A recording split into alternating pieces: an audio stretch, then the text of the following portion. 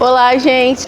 Sou Dandara Barbosa e estamos aqui para mais um episódio do A Voz da Comunidade. Esse projeto que visa valorizar a nossa ancestralidade, né? Valorizar os nossos mais velhos, valorizar a quem inicia a caminhada para a gente poder estar aqui, ó, com essa internet cada vez mais jovem, falando pra caramba. E hoje com a gente, Rosiete Marinho, liderança, né, da Liga dos Blocos. Presidente da Liga de Blocos da Zona Portuária. Presidente da Liga de Blocos da Zona Portuária.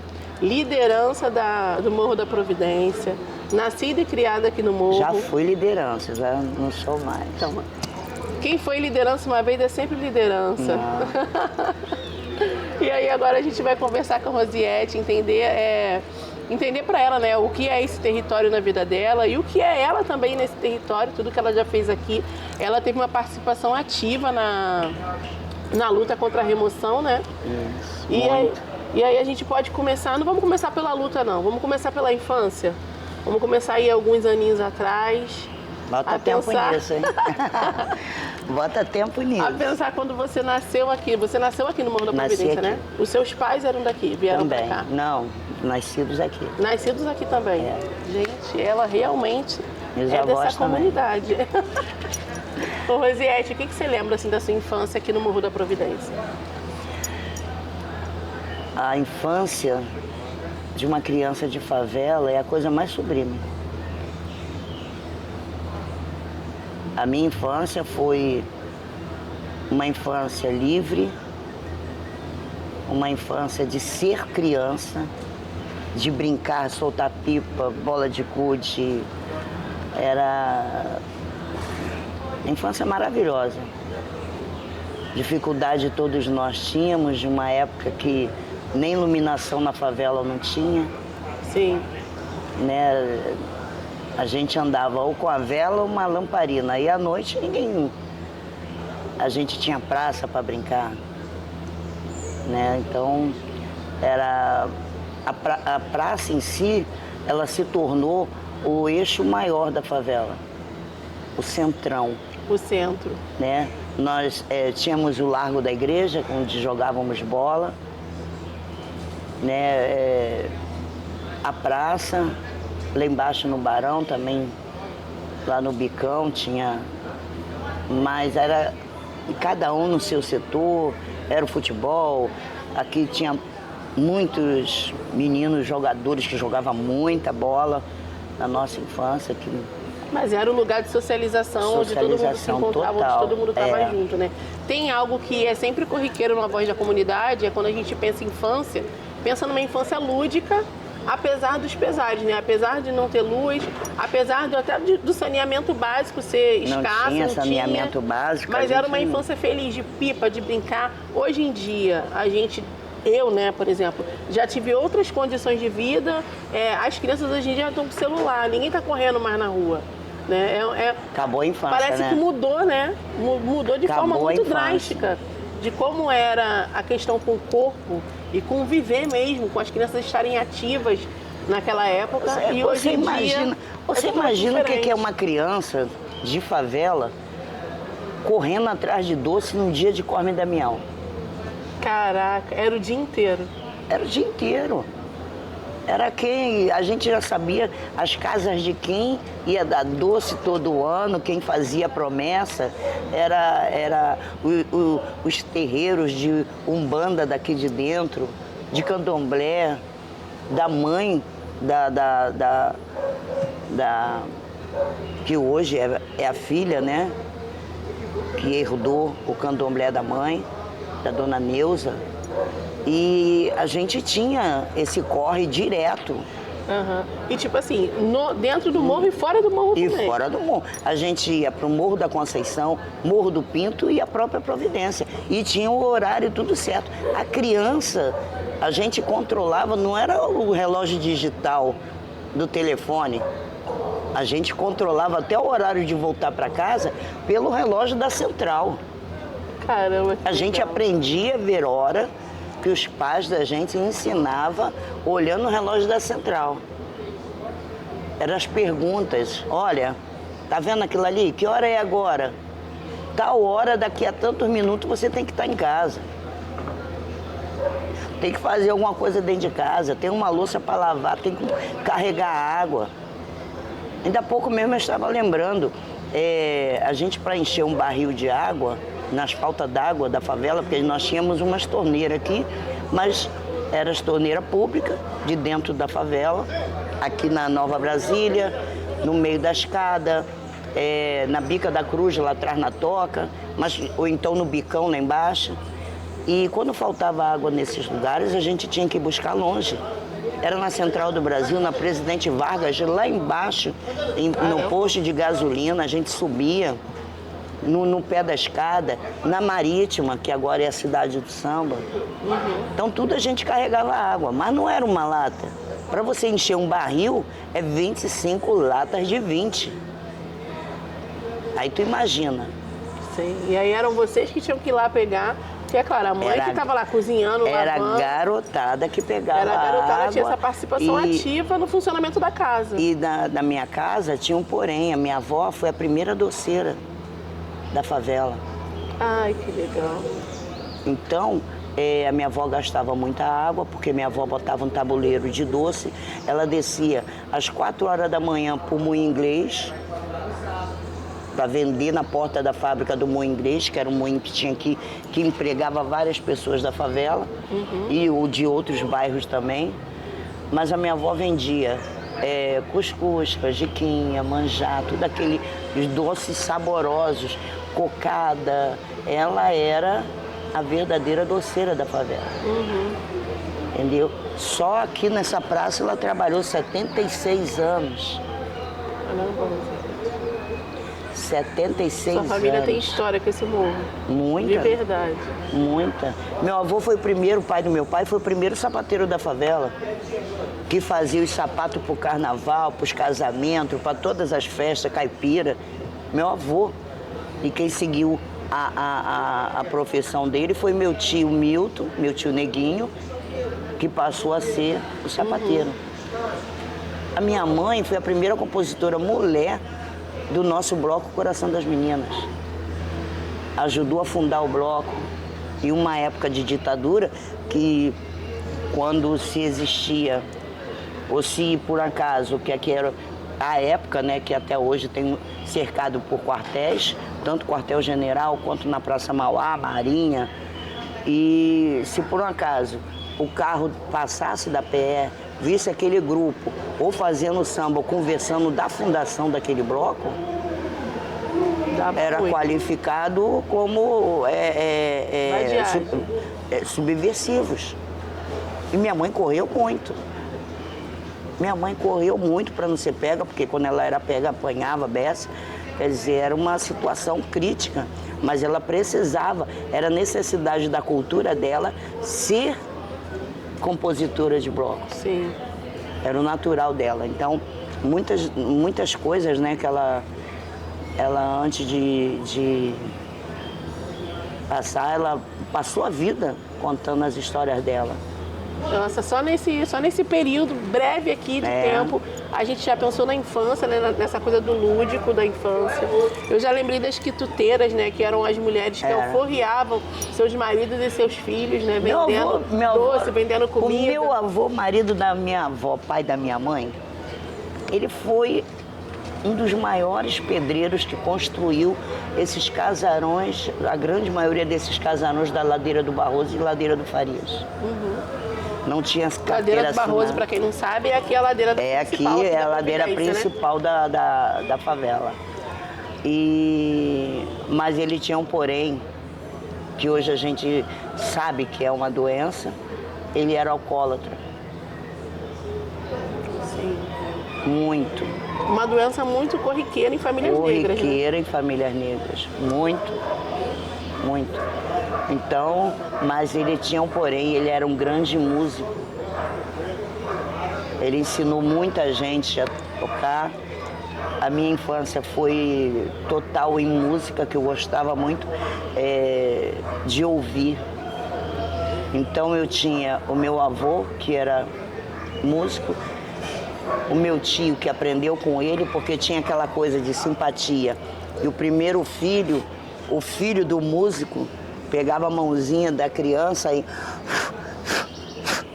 soprava para que aquele filho viesse a ser músico. Também, com o mesmo dom. O mesmo dom do pai. Ai, que lindo. Nunca tinha ouvido falar. Para você ver. Como é que as coisas vão se perdendo, né? Vai ver que era pra gente ter muitos mais músicos. Ninguém Muito tá mais. soprando mais a mãozinha da criança. As pessoas, elas tinham essa... das simpatias da favela, de como seria isso. Então, assim que meu tio, o Naldo, né, que chamavam ele de Jânio Esquadro, ele aprendeu, ele foi um dos maiores e melhores violeiros dessa favela. Aí junto com eles chegou o Seu Russo, junto com eles chegou o Antônio Criolinho, que já era um grande compositor e músico, que aqui da nossa história, o Antônio Criolinho era um grande maestro, de ter músicas assim, de composição dele que fazia gosto da gente sentar do lado. Eu, uma menina pequena, sentava do lado para assistir. Então, na varanda da minha casa, que era de barro batido, ali naqueles tamboretes sentava os melhores músicos da favela. Riqueza pura. Uma favela é que luxo. na época, né, porque que vem a providência, mas para nós, os mais antigos, até mais antigos do que eu, a gente sempre priorizou Morro da Favela. Isso era o cotidiano, né, no Morro da Favela. Tanto que eu subi na ladeira, aí eu li uma placa, aí eu falei, que placa é essa? Botaram assim, subida do Morro da Providência. Aí aquilo ficou na mente, eu cheguei em casa, mãe, botaram, porque minha mãe era uma mulher super inteligente, foi professora da favela, ensinou muita criança. Matemática e português, minha filha, era a linda, Ela a tia alfabetizou linda. muitas crianças, então, ensinou a ler mesmo. A minha mãe, ela alfabetizou criança dessa. Aqui dentro do nosso clube, Nova Aurora, dentro de casa, a gente montava, eu pegava aqui na jaqueira madeira velha, e eu mesma, junto com a minha mãe, a gente de prego e madeira, fazendo mesinhas e banco para as crianças, que eram os alunos da minha mãe. Então a gente tinha essa independência de nós mesmos fazer. A gente não corria atrás, botar a mão na massa para fazer. Acontecer, autonomia. Um buraco na parede, é o buraco do rato, ali não vai passar mais. Ali a gente quebrava vidro, juntava com a massa de cimento e jogava lá no estuque, no buraco do estuque. Entendeu? Então a gente tinha essa afinidade forte que as mulheres de favela têm, de sobrevivência. E a minha mãe era, na época, uma grande professora. E eu cheguei em casa e falei para ela, mãe, tem uma placa lá embaixo escrito assim, subida do Morro da Providência. Ela olhou para mim assim, é o que você lembra, né? O olhar da tua mãe. Minha filha, eu vou te ensinar uma coisa. Nós somos crias do Morro da Favela, da primeira favela do Brasil e da América Latina. Esse aí é o nome que nos deram, mas nós somos a origem. A partir do momento que você quiser usar Morro da Providência, isso aí é um direito seu, mas se você não quiser, tome por orgulho que você é Morro da Favela. Morro da Favela. E esse orgulho eu tenho. Que ela me deu, esse orgulho eu tenho. Eu sou Morro da Favela. Eu sou raiz desse lugar, eu sou cria desse lugar. Amo a minha favela. Eu amo a minha paz, eu amo meus amigos, eu amo meus vizinhos. E o que está todo ali, a minha história. Até hoje a gente senta no bar do Jeremias ou em qualquer lugar ali na esquina, na praça, para a gente relembrar o que a gente já vivemos de muito bom aqui. Que legal. Que feliz, né? É bom. Eu acho que a narrativa da felicidade é uma coisa que às vezes fica faltando. As pessoas esperam que pessoas negras sempre venham com histórias muito tristes para contar, né? Com derrotas e com tristezas. Olha, a história ela se desenrola por si própria. Sim. Na vida tem altos e baixos, mas eu acho que tem uma narrativa que você trouxe até agora de felicidade mesmo. Felicidade. Uma infância feliz. A minha infância... Uma mãe professora, um avô compositor. Exigente na escola, hein? Sabe, a cultura o tempo todo te abraçando. Me né? abraçando. E é dentro da música, dentro da realidade. Porque a nossa realidade é uma cultura. A nossa realidade da favela é a nossa cultura. É o que a gente... se você prestar atenção, dentro da favela, tudo você respira cultura. Uma vez eu falei numa entrevista que um amigo meu, que era o JR, que quando chegou aqui, eu trouxe ele veio à procura. Aí eu apresentei ele à favela, apresentei a ele os amigos, apresentei a Jura. JR da exposição, né? 28mm. Isso. Mulheres da Providência. Isso, que ele me levou para a França para fazer a abertura de uma exposição que saiu daqui da Casa França Brasil e Sim. atravessou o continente. E ele montou essa exposição lá. E uma vez ele me perguntou a respeito da minha cultura. Eu falei, o meu povo respira cultura, mas a minha infância tem fome de cultura. E o que a gente mais precisa aqui é alimentar as nossas crianças dessa cultura. Com certeza. Porque se você sobe a escadaria, você vê uma escada milenar. É uma cultura. Busca a história daquela escadaria. As primeiras escadas, elas foram talhadas a pedra. Agora é tudo cercado de casas. Mas antes, o entorno das laterais da escadaria também contava a nossa história. E na minha infância, as poucas casas que tinha, era a casa da falecida Bar, que era o barraco enficado na pedra em frente à escada, entendeu? Era a casa da família, as famílias, que ainda até existe, alguns familiares dos filhos, né? Desse pessoal da antiga, mas o entorno da nossa escadaria era uma história. Quantas coisas aconteceram dentro dessa história, naquela escada? Sim. Quantas coisas nós assistimos aqui nessa escada, aqui nessa praça?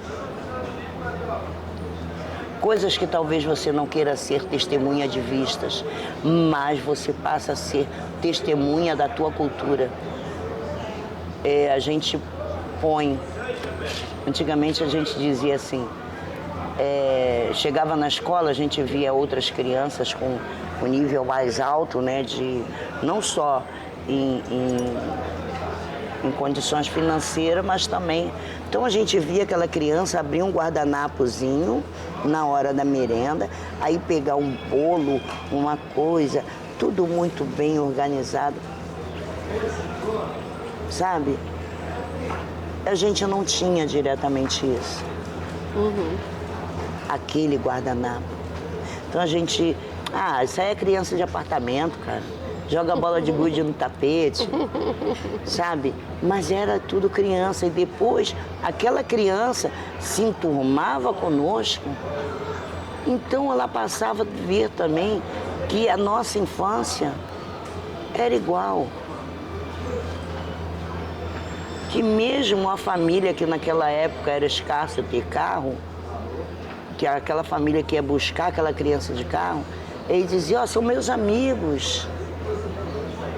Que nós da favela éramos amigos deles. Uhum. Sabe, então a gente já começava a se enturmar. Existia diferença? Para nós não. Todos nós éramos crianças daquela escola. Crianças, é verdade. As diferenças vêm quando vai ficando maior, né? Olha, a diferença é quem cria, são algumas pessoas que botam algumas coisas diferentes na tua mente. de você achar que aquela criança ali é branca, aquela criança ali é negra, mas a criança em si, a gente só queria correr. A gente só queria ser feliz, só queria brincar. A gente só queria brincar, a gente só queria estar enturmado. Era quem enchia mais lata de doce em casa. E como é que foi sua adolescência aqui, Rosiete? Maravilhosa. A adolescência no Morro da Favela. Morro da Favela. Olha, meu pai, para desencanto do meu pai, sambista. Porque meu pai também era sambista. E por que você fala pro desencanto do seu pai? Ele não queria que você se metesse com samba, com carnaval? Você imagine, você tá ficando uma menina adolescente e o teu pai vê que você já tá uma moça bonita, de corpo daquela época, corpo estrutural, violão, sambando, concorrendo para princesas e rainha dos blocos. E você ganha. Caramba! Ih, bateu o ciúme. Meu pai era terrível. Meu pai era danado. E a minha mãe ela vinha com orgulho, porque também ela participava desse bloco, era cantora desse bloco, mas o meu pai também era, porque ela teve uma luta muito forte, né? Até domar o meu pai para que ele acompanhasse ela. Ah, imagino. Para ela ser cantora do bloco, ainda ser a pessoa, né, que aparece, que está de frente. Rapaz, a mulher, vou te falar, a minha mãe dizia assim, meu Deus do céu, eu corri tanto das costas do meu pai para poder escrever meus samba. Aí me casei achando que ia estar livre. Foi pior, porque meu pai tinha morrido de ciúme da minha mãe. Falava da Linda, meu pai ficava louco. Qual era o nome dela? Lindinalva. Lindinalva. Mas ela era conhecida como a Linda. Linda. É. Aí meu pai brigava com ela pra caramba, ela ia escondido, até para estudar era escondido, para ela terminar o segundo grau. Foi bem. Ela apanhava do meu avô e depois passou a sentir a violência do casamento. Sim. Mas depois, meu pai, naquela época eu fiquei muito feliz. Um dia que a minha mãe estava concorrendo, o samba dela na final, e ela com aquela preocupação, né? E agora? O Ronaldo vai, mas eu vou ter que defender meu samba. Minha avó, como era quadra lá na Praça da Harmonia do Bloco, minha avó descia com tabuleiro de doce, e a minha mãe, eu vou descer com a minha mãe, que eu vou ajudar minha mãe para vender, que não sei o quê. E nada, que a minha mãe ia defender também o samba. Então ela falava que ia descer com tabuleiro de doce, era uma boa desculpa, mas na verdade ela ia cantar. Para defender o samba. Mas ela pensava que meu pai não sabia. O morro todo sabia que minha mãe ia defender o samba. Ô, Linda, e aí, estamos lá na quadra. Não sei o quê, porque ela já mantinha uma torcida. Sim. Né? Pessoal, o morro todo descia para torcer pelos sambas da minha mãe. E claro que meu pai sabia. E ela, quietinha. Rapaz, meu pai também tocava cuíca nas escolas de samba, né? E minha mãe desceu, meu pai fez uma surpresa para ela. Botou uma queima de fogos quando a minha mãe entrou. Todos os ritmistas da favela pegaram as peças. Vamos embora, agora é nós. Vamos embora, vamos defender o samba da Linda. Vamos embora, vamos. Rapaz. A partir daí foi quando ele aceitou, assim? Aceitou, uma boa. Ele botou uma cangalha atrás da quadra, onde passava, era a linha do trem, né? Do trem. O vagão da máquina saía do Cais do Porto, passava por trás da quadra, né? E quando ele viu que o meu tio, que trabalhava na máquina do trem, não vai ter nada nesse horário. Meu tio Gerson, já falecido. Não vai ter nada nesse horário. Aí meu pai chegou lá, botou as cangalhas de fogos. Quando a minha mãe entrou, ele já estava com a cuíca dele. Era um naipe de cuíca daqui do morro. A minha avó sentou no banco, sentou não, ficou de pé, que ela era baixinha, de pé no banco, para ver a minha mãe cantando lá. E minha avó ficava com o tabuleiro de doce do lado de fora.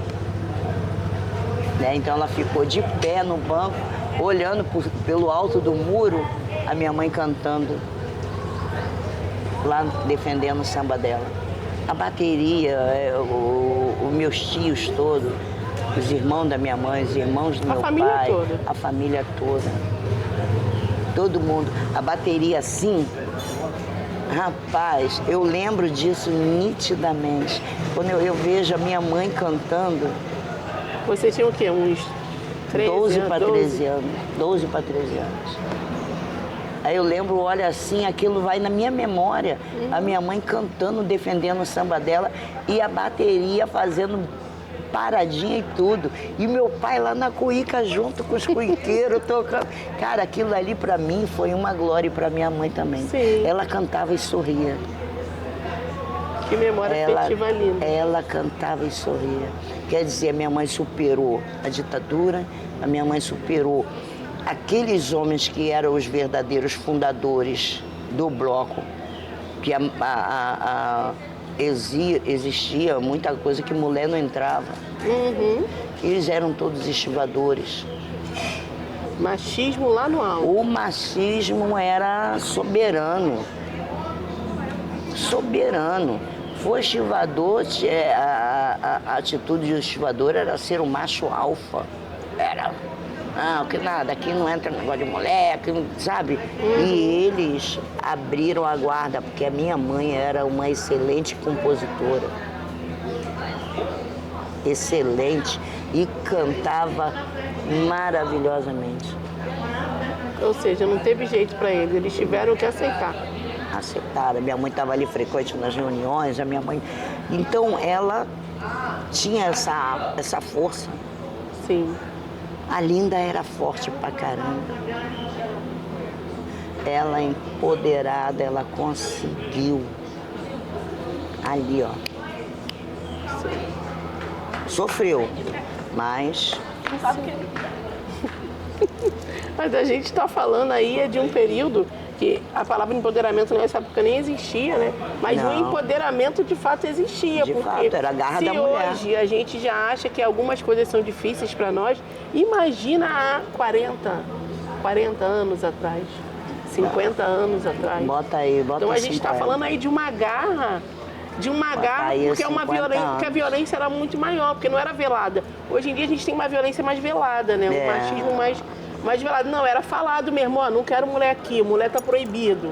Não era velado, era falado mesmo. Era dito. Então a sua mãe teve que lutar muito. E ainda tem o seu pai também, que teve também essa questão, porque ela também teve que, né? Ela teve que superar.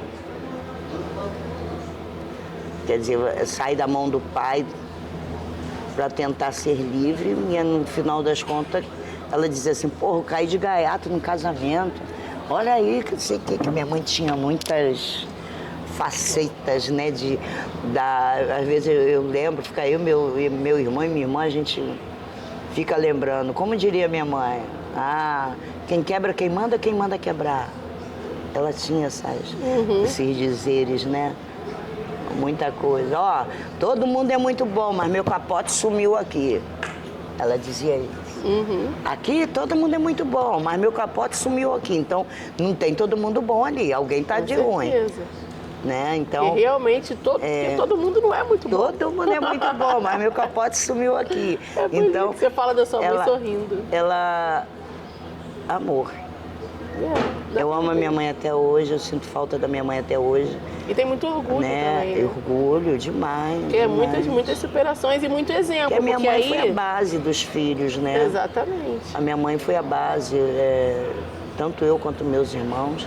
Minha mãe foi a base de estrutura. Ela deu condições para que a gente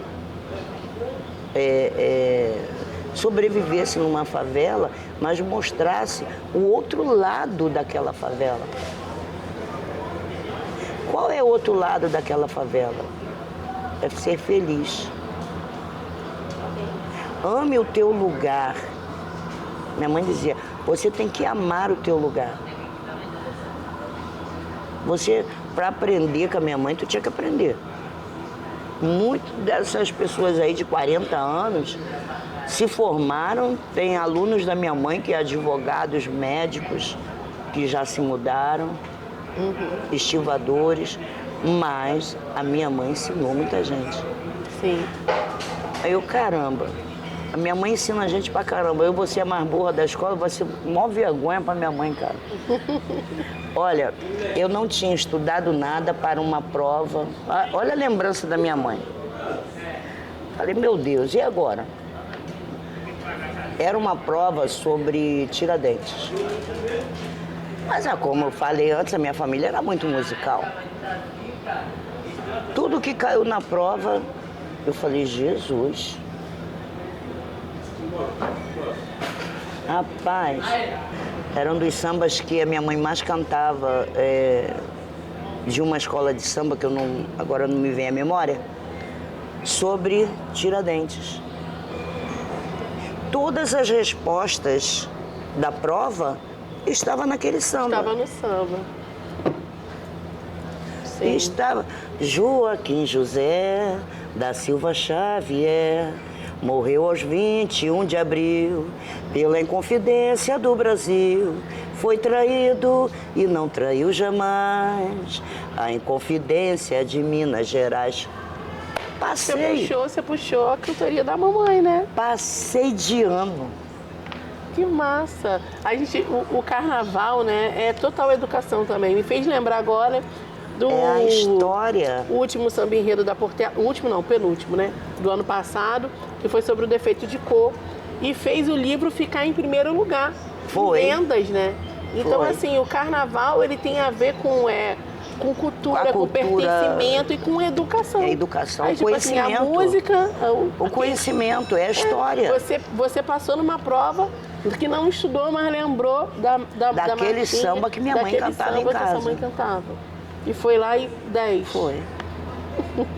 E Rosiete, sendo filha de Linda, você só podia ser também uma mulher forte. Já provou aqui, já mostrou que canta. Não, e a gente sabe que você é do carnaval também. E a gente sabe também que você foi uma liderança quando aconteceu o processo de remoção aqui, de retirar, né, algumas casas do Morro da Favela. Aí eu queria que você contasse um pouquinho como é que foi esse período. Olha, rapaz, a gente tomamos isso como uma surpresa na época, porque a proposta que eles colocaram era que iriam, na época, consertar a casa de todo mundo, que ia fazer isso, quem não tinha casa ia ter casas construídas e tal. E, de repente, o bagulho saiu pela culatra. Chegaram com uma proposta e, de repente, não era nada disso. Aí mostraram um filminho aqui na praça, que na época não tinha esse teleférico. Aí mostraram um filminho e que nesse filme ia abrir uma rua daqui da Rua da Grota até a Toca, até ela atravessava para a Vila Portuária e que o alto do morro ia sair aquelas casas todas pelas laterais da escadaria e que lá no Buraco Quente ia acabar, que isso e aquilo. Até aí. Parecia que ia ser bom. Eu já achava que não. Eu já estava com o pé atrás. Já, e mili. Eu já achava que não. E, de repente, de um dia para o outro, começaram a numerar as casas. Aí numera ali, numera aqui, vai lá no Buraco Quente, um montão de casa numerada. No total, parece que era mais de 700 casas numeradas. Falei, poxa, essas casas numeradas, a gente não sabe, o morador tudo vindo perguntar, porque parecia um imã, né? Todo mundo vinha procurar minha casa para perguntar. Não, que não sei o quê, porque a gente quer saber, tal, que não sei o quê, pai bola. E, olha, gente, a gente tem que fazer uma comissão, porque não é eu sozinha. Tem que juntar o morador para a gente ter uma base. Tem que convidar algum deles para que esteja presente para a gente saber. Aí chama, nenhum deles lá apareceu. Quando foi um dia, eu estava tomando cafezinho ali na padaria, todo domingo, como eu sempre fiz. Aí tô vendo, sobe um caminhão baú, mais van, mais isso, mais aquilo. Caramba, vai ter festa na praça? Era a nossa quadra, que era toda cercada, né? Vai ter festa na praça? Aí, mano, não sei. A gente pensava até que era festa nossa mesmo, né? Não sei. Fiquei esperando. Era um buffet. Limparam a quadra toda, tiraram as crianças que estavam jogando bola. Não pode, que não sei o quê. Botaram mesas, cadeiras, botaram isso, uma mesa grandona. Eu tô, gente, um buffet no morro. Aí, esperei, daqui a pouco, vem chegando os carros dos figurões. Tudo de terno, tá? Os empresários, isso e aquilo. E eu tomando café na porta da padaria. Só, mas de olho na movimentação. Observando. Rapaz, esse buffet, era umas 9 horas da manhã, botou um café da manhã que as nossas crianças nunca tiveram. Nunca. Sabe aquela mesa de frutas, de pães, de tudo que... Tipo aquelas mesas de novela? Mesa de novela. Aí eu fui. Não, mas botou pra todo mundo? Não. Botou, mas ninguém tava lá pra comer, não. Foi só pro pessoal. Era só para os convidados deles. Entendeu? Só pro pessoal da cúpula mesmo. Aí eu falei, peraí. Aí fui, perguntei para um puxa-saco deles. Não, é que o pessoal vai vir aí, vai botar telão para fazer uma grande reunião com o secretário de habitação, para ele mostrar o projeto de como vai ser, de como vai ficar. Mas vem cá, só eles que foram convidados, cadê o povo? Cadê o povo? Rapaz, naquela época não tinha celular. Corre, mandei recado na praça. Vai lá no buraco quente, chama um montão de gente, vai lá, chama fulana, manda fulana se mobilizar, vem todo mundo pra praça. Foi do Barão, do Alto do Cruzeiro, do Barroso, olha, lotei a praça de gente. E você mandou o recado e as pessoas vieram? Vieram, mandei chamar, não quer se informar, então vamos embora, vamos saber qual é. Aí eles começaram com o discurso dele, as crianças tudo agarradas assim, ó, na grade, aquilo me doía. As crianças estavam olhando a comida. A mesa. As frutas. Olha, era tanta coisa aqui embaixo, ainda tinha caixas e umas caixas de frutas. O buffet trouxe muita coisa. E as crianças agarradas assim, ó, babando em cima daqueles pães, daqueles queijos, Ele nunca tinha visto aquilo, uma mesa daquela. De toalhas brancas, Bem chique mesmo. E aquilo, eu daqui da porta da padaria, eu olhava lá, porque eles botaram a mesa lá embaixo, assim, da grade pra dentro. E as crianças da grade pra fora olhando, que também não podia entrar pra quadra. Aí quando eu... porque agora o morador fulano vai... vamos convidar alguns moradores. Alguém quer falar alguma coisa? Aí todo mundo, a Rosiete. Apontaram logo pra mim. Aí eu, Aí o seu Vigor também veio junto comigo. Seu Nélio, falecido seu Nélio, meu amigo assim. Eu, seu Nélio, seu Vigor. Aí entramos pela praça, todo mundo. Torcida e tudo. Torcida e tudo. Aí estava o secretário de habitação falando porque nós vamos fazer isso, porque nós vamos fazer aquilo, porque a gente vai abrir aqui, vai abrir acolá, que não sei o quê, todo mundo ouvindo. Quando chegou na minha vez de falar, eu comecei a... Descascou. Ele, tomou o microfone da minha mão. Falou, opa. Olha a atitude dele. Quando ele, pá, que ele tomou da minha mão, deixa ele. Eu tô na minha casa. Quando eu olhei assim pra cara dele, o senhor acabou? Aí ele, acabei. Aí eu estiquei a mão, ele botou o microfone aqui na minha mão de volta. Aí eu falei, olha, eu não lhe convidei para aqui para minha casa. Foi o senhor que subiu a favela e veio aqui fazer a sua apresentação. Assim mesmo. O senhor não foi convidado. O senhor está mostrando um projeto que é seu, não é nosso. Sim. O senhor fez algum plebiscito dentro da favela? Não fez. O senhor já está ditando o que vai fazer, o que vai deixar de fazer, pois a gente não aceita. Ele estava oferecendo pelas casas numeradas 17 mil reais. Aí a pessoa vai vender a sua casa por 17 e vai morar onde pelo aquele dinheiro? Sim, não tem lógica. Em lugar nenhum. Em lugar nenhum. Aqui, com certeza, em lugar nenhum. Joguei na cara dele. O senhor trouxe um café da manhã ostentando isso para minhas crianças ficarem ali, ó. Vamos fazer o seguinte, o senhor quer ser parceiro? Crianças, todo mundo entra pra dentro, pega tudo aí, ó, do café deles. E entraram mesmo as crianças. E claro. Ai, meu Deus, que maravilha. Eu queria ter visto essa cena. Nessa época ninguém gravava, não tinha celular, né? Fácil como tem hoje. Não. É só as memórias mesmo. Olha, levaram tudo. Gente, você só sabe disso na Voz da Comunidade, porque não tinha celular filmando tudo, é só a memória Levaram mesmo. tudo. Olha, o povo levou fruta, as crianças com pedaços de queijo, com tudo. Levaram tudo. Fizeram o melhor café da manhã dentro da casa deles para os irmãos e os pais e os avós. Isso aí, tiveram café da manhã por vários dias. Porque... E fruta? E as pencas de banana? Ô Rosiete, no meio dessa luta toda, onde está a Rosiete mulher? O que você gosta de fazer?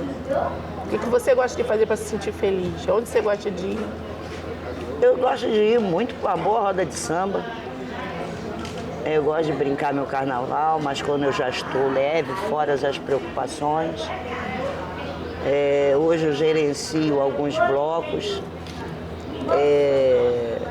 É um trabalho sério, de responsabilidade que a gente tem que ter. Tem que ter. E eu me qualifico uma pessoa muito responsável para que a gente possa dar continuidade à nossa cultura. A minha cultura, que desde a infância assistia a minha família toda, os amigos da minha família, descer aquela escadaria.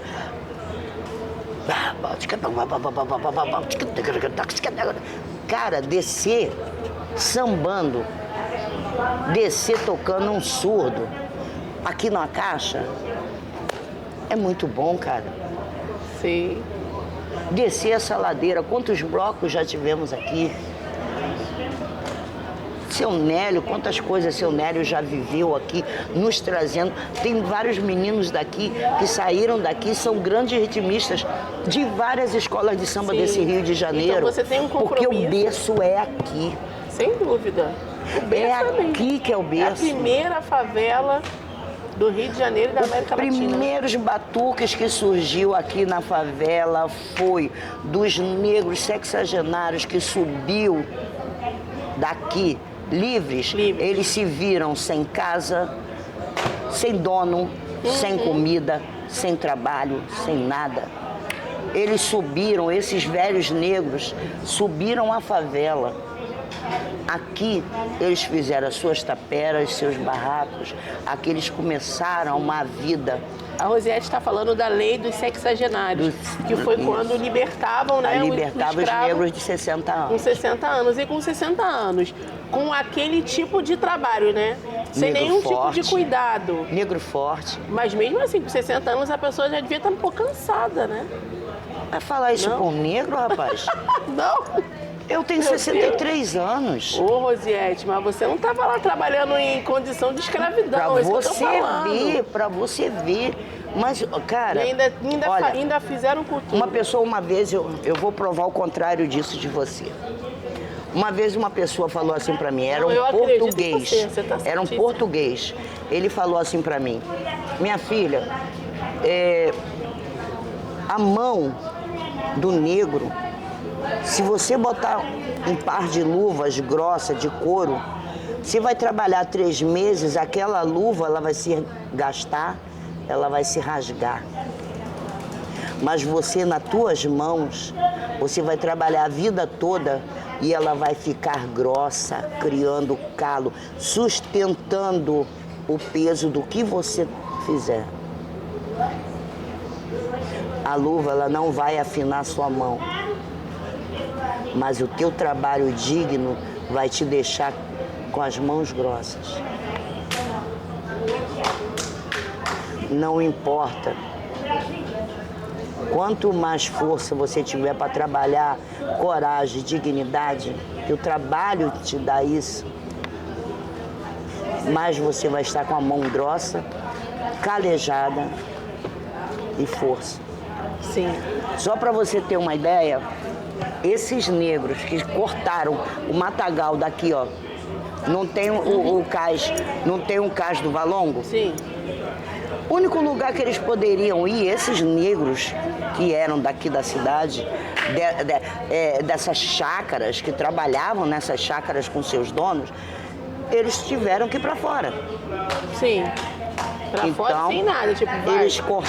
Eles cortaram matagal, a foice e a facões.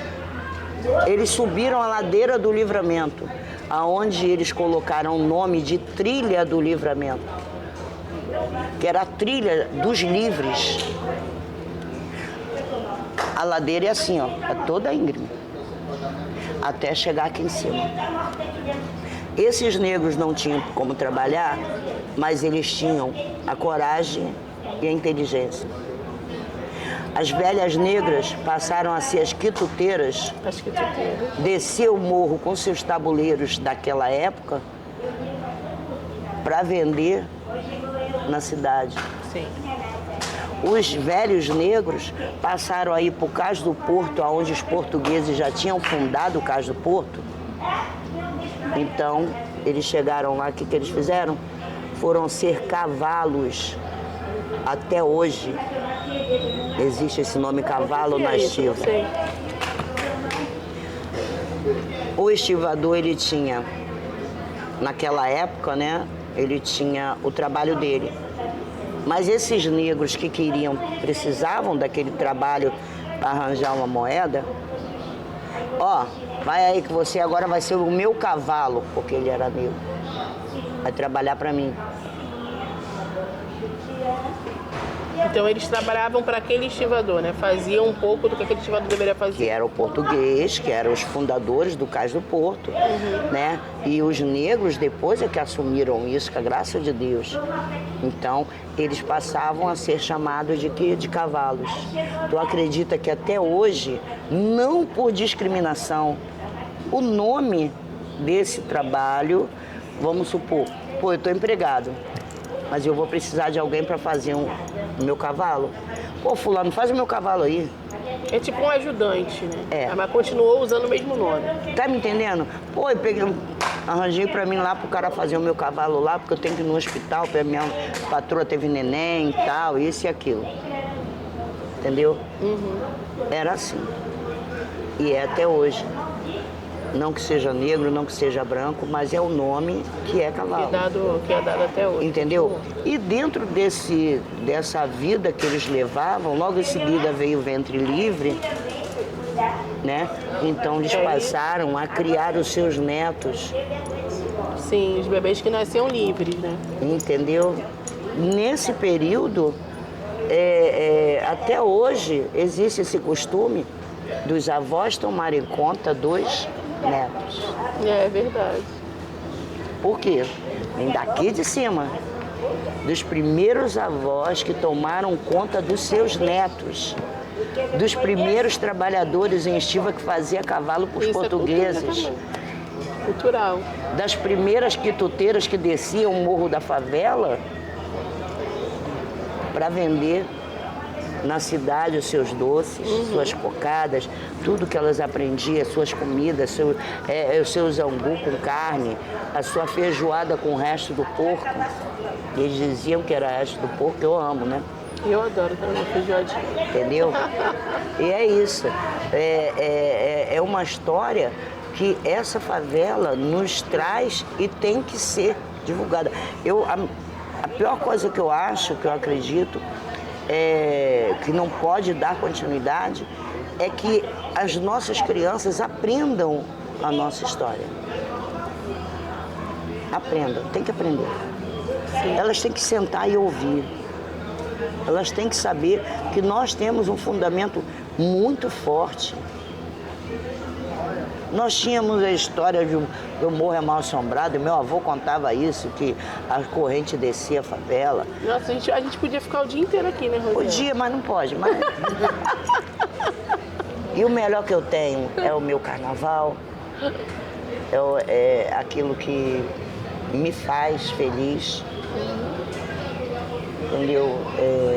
Claro que tudo tem seus aborrecimentos, seus trabalhos, suas complicações. Sim, lidar com pessoas não é assim. Não é bom, mas a gente tem que aprender. Sim. Tem que aprender a lidar com as Tudo pessoas. ali, a favor da cultura, na luta pela cultura. É isso aí. E pela educação, porque a gente vai educando as pessoas com o carnaval, né? Ó, hoje o que você deu aqui? Várias aulas. Eu espero que os pais que vão assistir, né, coloquem os filhos para assistirem esse episódio, porque a gente quer isso mesmo que a gente quer. A gente quer essa voz. Vamos colocar a escolinha de ritmista aqui. Eu quero puxar esses meninos que antigamente isso era um marco e era a bandeira que o seu Nélio defendia. Tá? Sim, eu quero continuar, né? Quero dar continuidade, porque a gente, um menino que só quer saber do celular, cara, ele tem que saber tocar. Eu sei. Isso aí, tem que saber tocar, tem que saber correr, tem que, né? Tem que movimentar o corpo, a ação. Movimentar. E é isso. Gente, a Rosiete me contou ali atrás que ela tá viúva. Aí eu queria saber aqui, Rosiete... Está não, eu sou. Não, isso, ela é viúva, é um título, né? Ela disse. É honra. Ser é viúva na favela não é honra? Ó, na minha casa eu tenho. A minha mãe foi viúva, eu sou viúva, minhas tias eram viúva e por aí vai. Ou seja, essas mulheres não morrem. Não. Que maravilha. E Rosiete, você tá beijando na boca? De vez em quando. Ai, que delícia. Não pode parar. Não pode. Não. Rosiete, me dá aqui sua mão. Obrigada, eu amei. Dá pra ficar realmente aqui o dia inteiro, mas a gente não pode ficar. Então eu vou te agradecer por essa entrevista. Eu que agradeço. Por ter dado uma aula aqui para todos nós. Eu espero que as pessoas apreciem muito esse episódio e conheçam a Rosiete Marinho, que ela ainda tem muito o que falar, gente. Chamem essa mulher. A gente ainda tem muito para colocar, porque depois que morre a história acaba. Será? Não pode acabar. Não pode, tem que ficar gravado. Não pode. Tchau, gente. Tchau, valeu.